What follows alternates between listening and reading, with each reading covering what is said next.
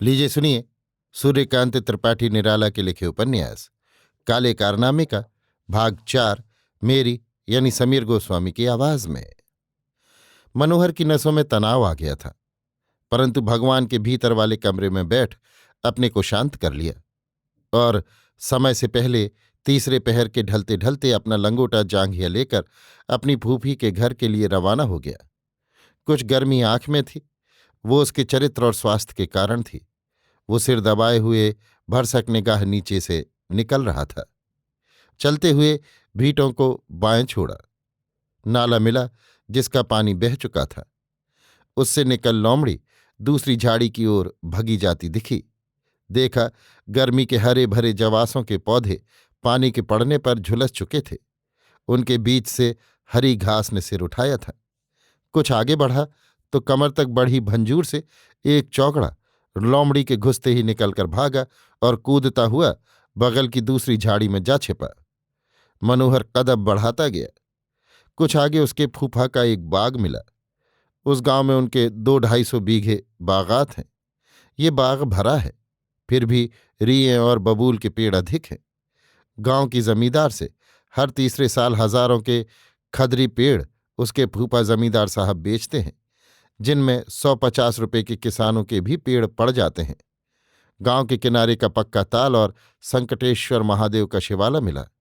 ये भी उसके फूफा लोगों की कृतियां हैं। आगे गांव आया। गलियारे से होते हुए मनोहर अपने फूफा की हवेली तरफ चला। पहले ही राम सिंह के मोहल्ले वाली राह छोड़ दी थी। घर पहुंचकर फूफी, फूफा, फूफा के भाई और उनकी स्त्री आदि गुरुजनों के पैर छुए। फिर दरवाजे की बड़ी चौपाल में आकर चारपाई डालकर बैठा। उसके फूफा के छोटे भाई रामशंकर हैं। गांव का कुलहाल इसने उनसे कहा। राज चला देने के इरादे से वो उसको लेकर एक काछी के यहां गए, जो उनका किसान है। रामशंकर जी ने मनोहर से कहा, यहां जितने हमारे किसान हैं सब हम ही हम हैं। तुम यही समझो, यही तुम्हारे रिश्तेदार और जमींदार हैं। मनोहर पीता गया। रामशंकर ने आवाज दी। काछिन बैलों को सानी दे रही थी। हाथ में खली और भूसा लपेटे बाहर निकल आई। रामशंकर जी ने उसके गुप्त अंग की ओर उंगली उठाकर कहा, ये तुम्हारी फूफी हैं और जमींदारिन, इनके सरपरस्त हैं सरकार, कहो हाँ। मनोहर ने कहा, हाँ, मगर सिमट कर रह गया। रामशंकर जी ने दूसरा दृश्य जो उनका असली है दिखाया। कहा, काछिन भौजी, वही आज फिर दे जाओ। ये तुम्हारे भतीजे हैं, इनका कुछ आदर स्वागत करना है। काछिन ने कहा, अभी तो बतियां हैं, जब बढ़ेगी तब देंगी। करेले की बेल तो उजाड़ दी गई, पहले की लगाई थी। कुछ मिर्चें होंगे और कुछ ककड़ी की बतियां। कोहड़ा भी अब नहीं रहा, और इस साल हमने कुछ लगाया नहीं।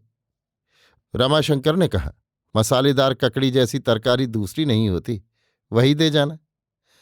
मनोहर ने देखा ये इनका असली रूप है। कुछ कहा नहीं, पीछे लगा उनके साथ चला गया। रास्ते में उन्होंने कहा, ये राज है, अब तुम हमारे आदमी हो। राम सिंह के यहां खबर भेज दी जाएगी।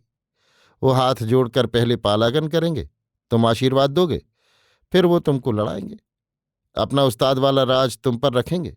जब लौट कर आओगे तब राम सिंह का राज हमारे राज में रहेगा। ये बर्ताव है, इसके बिना चलन नहीं चलता।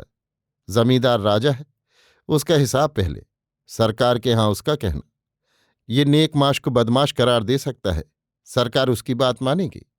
बदमाश की निगरानी वो अपने जिम्मे ले सकता है, सरकार को उस पर विश्वास है। सरकार से समझौता उसी का होता है, इसलिए मुख्यतः तुम्हारे सिर दो हैं, सरकार और जमींदार। इसको कभी न भूलो। ये लकड़ी हाथ से गई कि दुनिया में कहीं भी थाह न मिलेगी। अब आओ, अपना काम देखो।